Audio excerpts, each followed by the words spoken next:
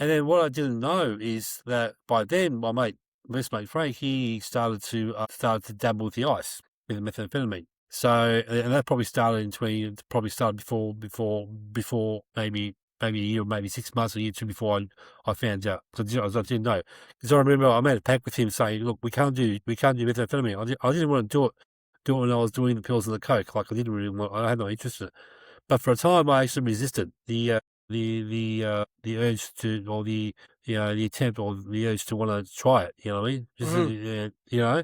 But eventually, one night, it caved in, and I tried methamphetamine, and that's when I became quite hooked at it. Okay, Yeah. and then it started from there. So it would start with I'll grab a point on the weekends, smoke that.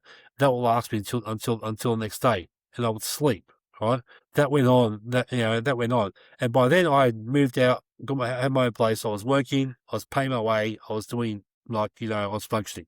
Right, and that continued for a couple of years, working, functioning. Yep. But as the years went by, 1 point turned to 2, 2 turns to 3. You know what I mean?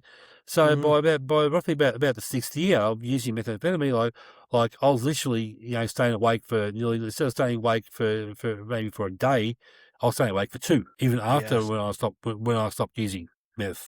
I saw it as a problem probably in the first, probably maybe in the 3rd or 4th year, but I really didn't really had the courage to seek help and just to be honest with the family what was going on and things like that. You know what I mean?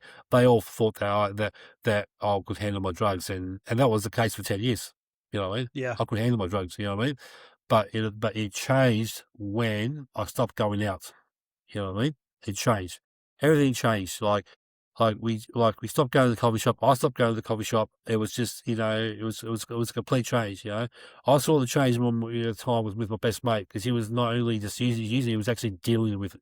He was actually selling it. So, So so, rather so than going out and sort of yeah, going to your revolvers and yeah, partying and the raves, you yeah, ended up essentially going to this trap house and yeah, and exactly. and using there and losing Yeah. days on end. I wouldn't say using days. I was pretty reserved for the first maybe 5-6 years, because I would literally be a normal person Monday to Friday, okay, and come weekend without fail, straight to the old den, the local den, which is where I was in Doncaster or in Bulleen.